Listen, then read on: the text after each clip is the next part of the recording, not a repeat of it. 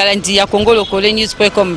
Le Congo Lokole eza en centre-ville ko tambola ko tuna bandeko. Bana mboka. Président Sassou, président ya Congo Brazzaville na sommet à lobby Congo RDC ezonga Zaïre. Toyoka population. Te maman. Président Sassou, président Congo Brazzaville, Sassou Nguesso. Yé na sommet à lobby Congo RDC. Ceux qui m'ont ezali tozonga Zaïre. Eza mabeto malam. Maman, Sassou Nguesso doit na kanda na ye pour ma sala pour les Congolais. Vous savez même biso na quartier Toto Père de Moutouma ou na Brazzaville qu'on a sali quelques jours à Koufi. Et c'est Sassou Nguesso na une injonction ko pesa na RDC. Mais non. Là on a commis eza débordement mo yaza tene lo atana momo côté ya koloba pona RDC. Biso ne to koloba pona ye. Pour Congo eza mo mboka mo mukelo ko la province à Bandundu. Et ko pesa ben injonction pour na biso te. Quand même à fois à la ime. C'est pas possible. Avec ça confusion.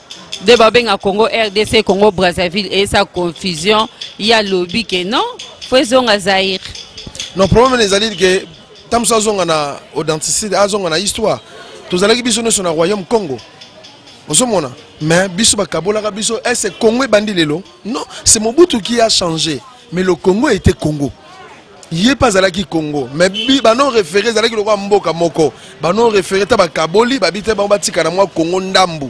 Biso za na Congo munene. Bangonde ba go changer, mais biso to go changer te. Pour biso na bangona na za na Mboka munene. Nde ba benga ka fleuve, ba benga nge balani ya Brazzaville, bi ya Congo RDC. Mais non. Il faut za la mutu. D'abord atika na kokota ma RDC pour makamwa sala kiti sikoyo bon. Tozo sepe na ngote ta mukete.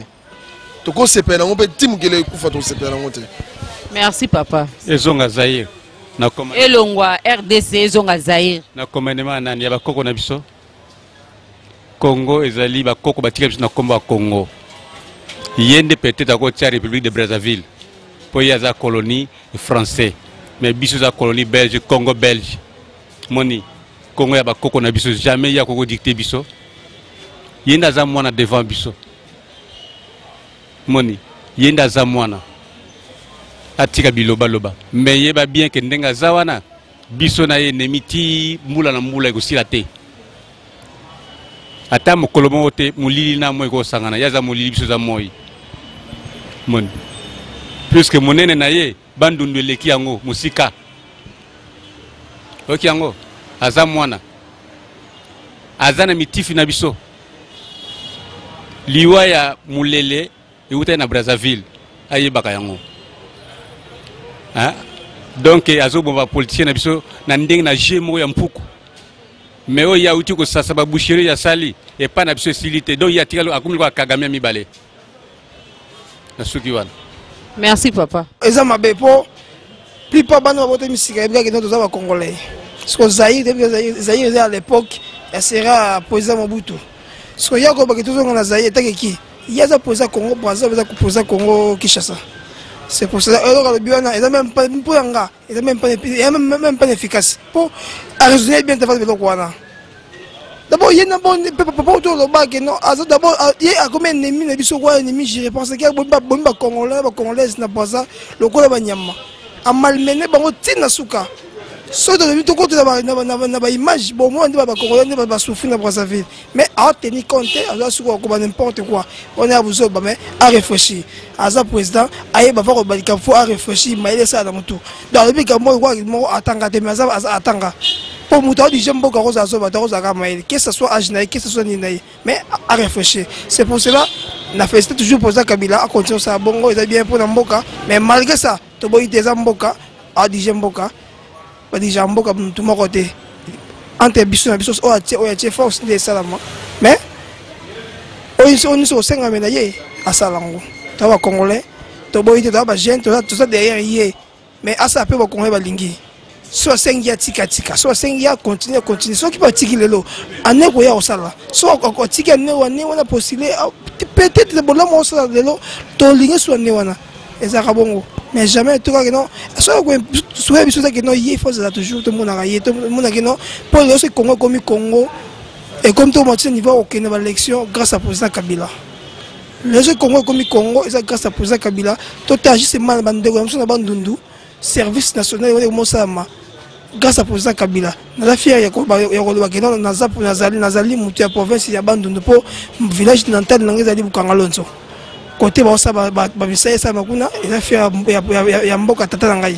C'est pour cela que je félicitations à continuer ça bongo mais à l'embaté ce que c'est inquiétant attendez mi bamiko ya sima acha tous après voter mais pour le moment le col là et 5 qui non tika tous a besoin ya tika pour tout le monde na yebo la moya sali ndenge to que na nyoto que na payer attention jour que non grâce au président Kabila ndé ça que non to comme boy grâce au président Kabila ndé ça imboy mais alanda ça souté ça sous malgré ça na bengue ça sous pour mangamba pe singa na kanda tout le monde à Congo tout le monde à Zaïre est-ce que tu as Zaïre à l'époque tu as bien Congo Zara Congo royaume Congo ayo bobuta ye comme Zaïre tout ya posa Kabila zongi Congo so ya inga zongi service wa Zaïre eta ki nani eta ki patriote sa ya Congo eta ki Congolais ngambo adije mboka na ye adije Congo te Congo mto adije za posa Kabila Joseph Kabila Kabange. Merci. Bon, merci pour la question. Bon, de quel droit lui peut suggérer ça? Il est le chef de l'État de l'autre côté, hein? Au lieu qu'il tienne à améliorer les conditions de vie des Congolais qui sont de l'autre côté et ceux qui sont ici chez nous, il doit se dire quel est l'impact que les noms d'Isaïr et du Congo peuvent influer sur la vie sociale des gens. Est-ce que c'est ce qui est important pour lui? Qu'il améliore d'abord les conditions de vie des Congolais de l'autre côté, qu'il ne nous suggère pas que ce soit Zaïre. Dans les Zaïre, nous avons connu 32 ans de dictature. Les conditions de vie n'ont pas changé. Il veut que nous redevenions Zaïre, mais nous sommes Congolais maintenant, et République démocratique du Congo. Bon, ça a quel impact? C'est pour autant que ça a changé les conditions de vie des Congolais. Ce n'est pas ça ce qui est important. Hein? Qu'il cesse de réviser la Constitution chez lui. Hein? C'est ce qui est important. Qu'il arrête de réviser la Constitution pour qu'il reste éternellement au pouvoir. Ce n'est pas à lui de nous suggérer ça. Hein? Il a déjà fait autant. Hein? Au lieu de s'occuper de la non-révision, lui veut s'occuper qu'on change d'Isaïr et de la République démocratique du Congo au Zaïre. Et ça va changer quoi? Sur la vie sociale de tous les Congolais qui sont ici. Merci. Merci papa. Mina suka ya reportage na biso boyo kindenge ba papa balobi. Vraiment za pasi. Yeso azo diriger Congo Brazzaville, a diriger Congo Kinshasa te. Pour Congo Kinshasa banda kala tozalaki na royaume Congo. Ayebi yango bien pour histoire Congo ezalaka Congo, ezalaka Zaïre te. So président Mobutu ayaki kotiango Zaïre, yé moko alingaki a changé.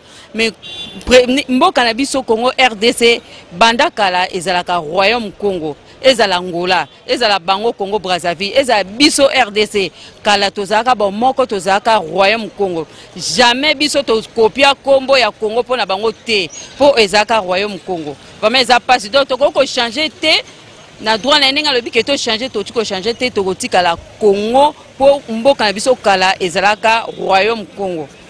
Na pesi merci et pas bobo ministre yem tazu ba image oyo. Napesi merci na Patrick Kinsala ye muta monter yango napesi merci et pas Gidi Bisengo mutaza coach na biso merci na Deshit Mambetuku directeur à programme to moyen na Malasima na reportage mususu merci.